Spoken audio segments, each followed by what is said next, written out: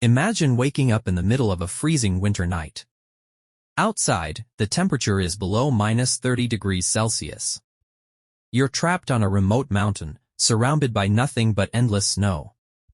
Suddenly, something terrifies you so badly that instead of opening your tent, you slash it open from the inside with a knife.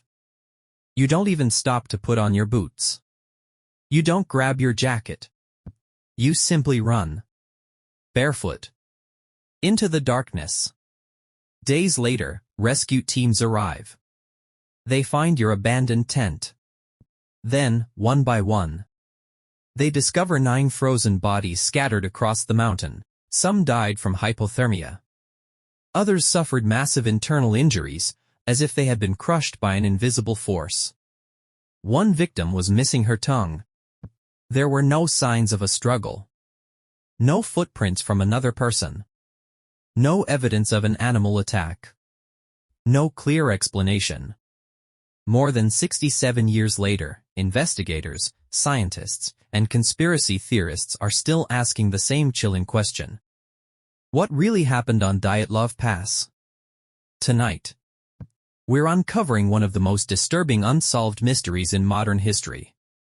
This is the Dyatlov Pass Incident. The year was 1959. The place was the northern Ural Mountains of the Soviet Union, one of the coldest and most unforgiving regions on Earth. In late January, a group of 10 young hikers set out on what was supposed to be a challenging but routine winter expedition. Their leader was Igor Dyatlov, a 23-year-old engineering student known for his leadership, discipline, and experience in extreme mountain hiking. The rest of the team were also highly skilled. Most were university students or recent graduates, and all had completed difficult expeditions before. These weren't amateurs. They were trained, prepared, and confident. Their destination was Mount Otorten, a remote peak deep in the frozen wilderness. The journey would test their endurance, but they believed they were ready for anything. Before leaving, Igor promised to send a telegram as soon as the team returned. Their families expected to hear from them within a few weeks. No one imagined that this would be the last time they would ever see them alive. As the group traveled by train and truck through the Soviet countryside, everything seemed normal. They laughed together, took photographs, wrote in their journals, and enjoyed every moment of the adventure. But just days into the expedition, something unexpected happened. One member of the team began feeling seriously ill. His name was Yuri Yudin. Suffering from severe joint pain, he made the difficult decision to turn back before the group entered the most dangerous part of the mountains. He hugged his friends goodbye, never knowing it would be the last time he would ever see them. Ironically, that single decision saved his life. The remaining 9 hikers continued deeper into the frozen wilderness, completely unaware that they were walking toward one of history's greatest unsolved mysteries. Over the next several days, the expedition continued exactly as planned. The hikers carefully documented their journey. They took photographs, recorded diary entries, and even joked with one another despite the freezing temperatures. Everything suggested that the team was in good spirits. On February 1, 1959, they reached the eastern slope of a mountain known as Kolet. Its name came from the language of the indigenous Mansi people. Translated into English, it means Dead Mountain. Whether it was a coincidence or a warning, no one knows. The weather suddenly turned brutal. Powerful winds reduced visibility to almost nothing. Heavy snow covered the landscape, making navigation extremely difficult. Instead of descending into a nearby forest where they could find shelter, the team made a decision that investigators would later question. They pitched their tent directly on the exposed mountainside. It wasn't the safest place to camp, but they likely planned to continue their journey early the next morning. As darkness fell, the hikers ate dinner together.